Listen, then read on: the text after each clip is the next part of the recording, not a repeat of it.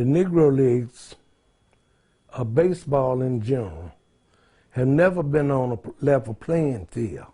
If it had, it wouldn't have been in the need for the Negro Leagues. So my baseball career was quite unique.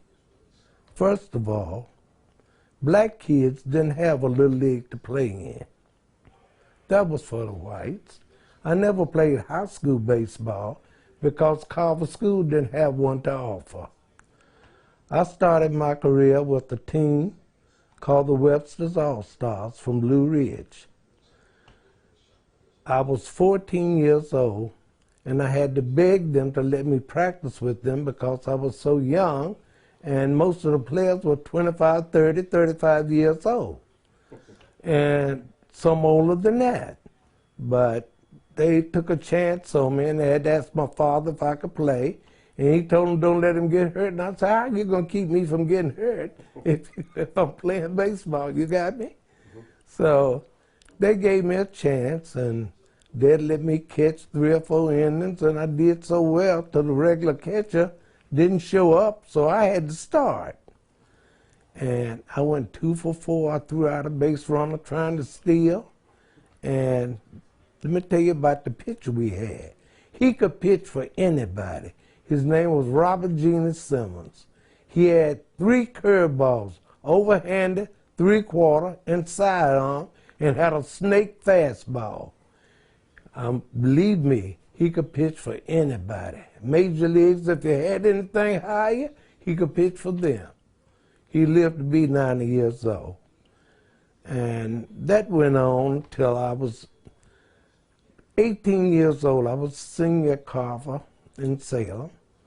And the thing about it, it's amazing how I got out of Roanoke. I had no idea. Like I said, Carver School didn't have a baseball team to offer. But I was beginning to get a little worried about that. So one Saturday at night, the Memphis Red Sox and the Birmingham Black Barons played a game in Municipal Field. And this man was walking past Mays Inn, the restaurant in Salem, asked him, the manager did rather, asked him if he knew of any good black baseball players. And he told him that he did, and he told him about me. And he said if you can get in touch with him, have him to come to the baseball game tonight. So they got in touch with me. I went to Salem, and he gave me his name and his and phone number. And we had just gotten a telephone. I gave him my address, 220 South, Pincus Court section. So I didn't think any more about it, but here it was just about time for school to let out. And I got this letter asking me if I could come to spring training, but I had to get permission from my principal, Mr. Chauncey D. Harmon. And he gave me permission, and my homeroom teacher, Miss Ruby Tabor, and I went to Memphis for 2 weeks. Now, my father was retired from the railroad, and he got what is called a foreign pass. You allow 1 pass a year. And I went to Memphis. I thought the train would never get there. I didn't know what I was getting myself into, you know, because I had never been that far away from home alone. And when I got there, he met me at the train station, and we went to Martin Stadium. Martin Stadium was owned by three educated black men. One was a dentist, the other was the head of a hospital in Memphis, and the other one was a dentist in Chicago. And we had rooms there at the ballpark, which was unique again. And first day we just tossed the ball around a little bit, and The next day we see who could run. So we lined up at the left field line and we ran to right field.